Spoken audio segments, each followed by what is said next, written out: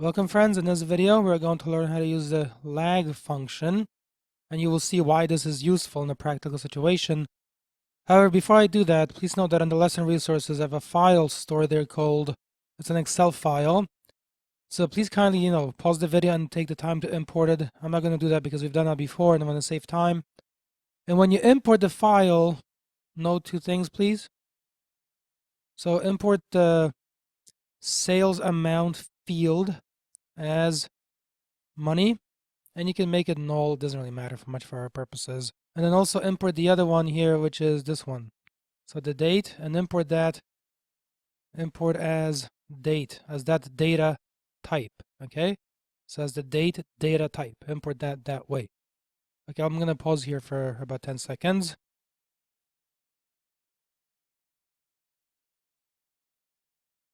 Okay, welcome back. So let's continue here. So I'm going to assume that you've imported this file into some database that you have on your system. In my case, I've got it inside here, my DBase, and I explained the tables node, and yours should be similar to mine, obviously. So I've got dbo.sheet1 $symbol. When you expand that, you will have the sales amount and the date fields as shown in Object Explorer on the left side. All right. So let's take a look inside this file. What is in there? I'm going to say select star from and then sheet 1. Okay, give this a go here. And what do we have in there? Well, we have the sales amount and then we have the date. And that's it. That's good enough for our purposes. What we want to do now is, for example, find the percent change from day to day in terms of sales. This is what I mean. Take a look. For example, from the 1st here to October 2nd, there's a change in the value of the sales amount. First is 3747, and then it goes up to 3876. So we should be able, for example, to just find the difference between those two values. And to do that, we're going to use the lag function. And at the next stage, we should be able to find the difference between the sales on the 2nd and the sales on the 3rd. And we should be able to find the difference between the sales on the 3rd and the sales on the 4th.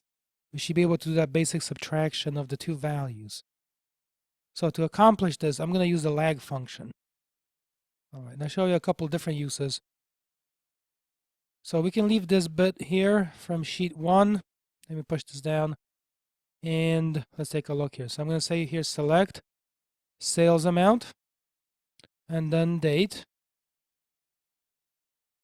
And at the next stage here, we're going to begin by using the lag function. It takes this form here. Take a look. You're going to type lag, and then after that, you're going to type the name of the field you want to lag. So I'm going to say sales amount. And then you're going to put a comma and then a value of 1. And that 1 will tell you what the lag number is. And again, that seems very abstract. So once we've coded it, we'll run it, and you'll see more clearly what the 1 represents. Now notice something here. Okay, put a comma after the date field. And it looks like this. Let's give this a go. Let's see whether this brings us somewhere useful.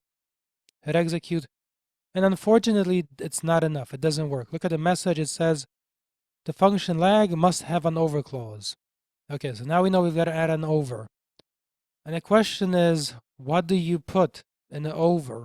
How do you decide? How do you figure that out? So imagine you just go back to what we've learned previously and type something like, okay, let me just try to partition by date maybe, see whether that does something for us. We learned about partition by, so we've got a field called date. Okay, let's see what happens here. Hit execute. And unfortunately, it doesn't work. Look at below. It says the function lag must have an over clause with order by. Partition by this time doesn't work. It worked in the previous example we did. So we stick here, for example, order by date. So now we have what is the message down below is telling us we should have. And let's see whether this will give us something useful. All right, I'm taking a kind of exploratory approach to this because when you are learning, it's good to see the error messages. So hit execute. And now we're getting something. Let's take a look down below at what it is that we are getting. Take a look. Well, first of all, notice it says null, and this column says no column name, so that's not useful. Usually, remember, that means that you've got to alias. So first of all, I'm going to alias this. And the question is, how should I alias it so that it's meaningful in the context here? Take a look at these values. This is 347, and that is, as you can see, the sales amount from the day before, from the first. Look very carefully. See that? Okay, I hope you've got that. Now look at this next record, 3928. And if you look at it, it's the sales amount from the previous day. Let me just expand this like that. Okay? And so on. So what use can we make of this? Okay, so we have this output. Now look very carefully down below.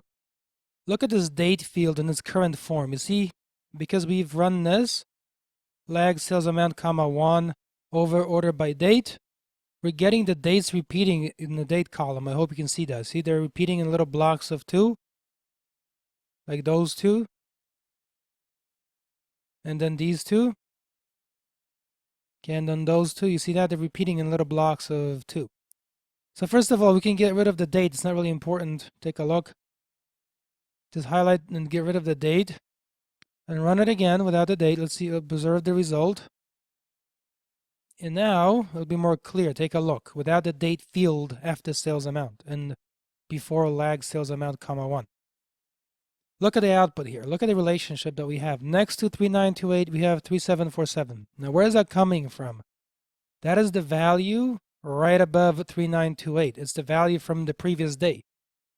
Take a look at 4499, and next to it we have 3567.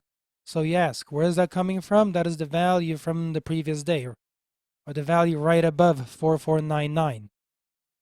All right, I hope you can see that. That's the essential understanding here. So we are lagging. When we say lag, what are we lagging exactly? That means we're taking values, and for example, we're putting them next to the value, in this particular case, from the next day. Okay, now how is this useful? First of all, now you can start operating on these values. Take a look. Notice it says null right above 3747. So what I want you to do is in lag sales amount, comma, if you're following along, pause the video, stick a 2 in there, and then run the code in that version and look at the output and the difference in the output compared to what we have on the screen now.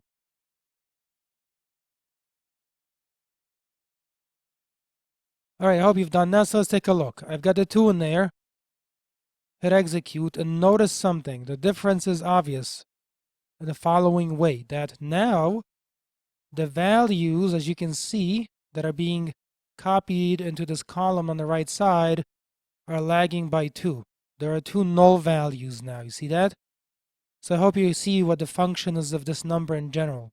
If I put a 10 in there and I run this, take a look. So now, as you can see, you're lagging by 10. Look down below. You see there are 10 values like this, 10 of these nulls stuck in up to the top, okay? All right. Now, for our purposes, our objective is to simply find the difference, say, between the sales from day 2 and the sales from day 1, or this difference in the sales between, say, day 3 and the sales on day 2. We need to do that. So I'm going to replace this back with a 1, or even if you want, the default value is 1. Even if you do get rid of it, it will still work. The default value is assumed to be 1. So you've got this, and at the next stage here, I'm going to alias this first of all as previous day sales, like that. So let's run this one more time, run all of it. All right, let me just grab it all, give it a go, and it looks as shown. Good. I'm going to collapse the comments. And now I'm going to do a calculation. Take a look. I'm going to take the value, for example, sales amount, and I'm going to subtract from it the value on the previous day. I want to observe the difference between the two. So I'm going to type as follows. I'm going to type sales amount, which is the current value, today's sales, for example. I'm going to subtract the value from the previous day by using the lag function again. Take a look. I'm going to type And here you have to be super careful with the parentheses. There's a lot of nesting. So I'm going to say lag and then sales amount. And remember, lag needs over with the order by date. So I'm going to say over and then order by date like that. And then one more to close everything. And make sure on the previous line you put a comma right after previous day's sales. And let me fix the spelling so it says day and not da. So it looks as shown here. So what this is going to do is take the sales amount from the sales amount column for each row and subtract from it, because of the presence of this quantity, the sales amount from the previous day. So we can alias this as difference in the sales amounts between 2 consecutive days. All right, let's give this baby a run. All right, hit execute, and it looks as shown here. So 3928, and you subtract from it 3747, you get a value of 181. You take 572, you subtract from it 3928, that's a value of negative 3356. That's obviously indicating a huge drop in sales between the 2 days. So between the day on which you sold that and then you sold that. That's what the meaning is of the negative 33576. 572, do it on your calculator perhaps, minus 3928 gives negative 3356, big drop in sales. Now, you can do more than this even. Take a look. You can find percent differences. So I'm just going to define this as a comment here quickly. I want to expand that node, make sure I numbered the comments correctly. So that looks like this. I'm going to say percent change is defined as this way. You're going to do basically current amount. In our case, that means the value in the sales amount column, or today's amount. In other words, you can think of it that way. Minus previous amount divided by the previous amount. That's the basic calculation when you do a percent change. Okay?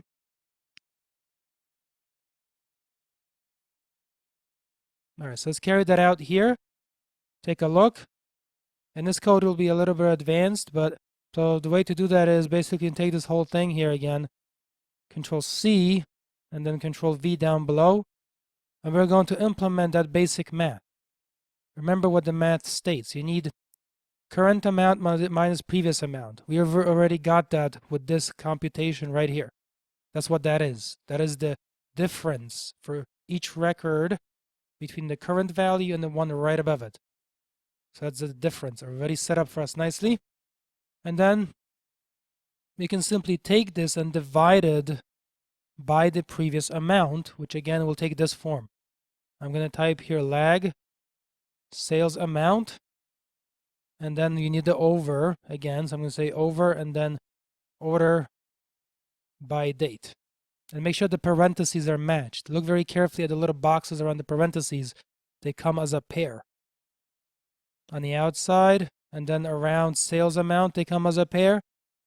And with the order, they also come as a pair. So they have to be nested the correct way, and it has to be the correct number of them also. And I'm going to zoom out a little bit to see the whole code. It's big. There you go. So I'm going to pause this here for a second.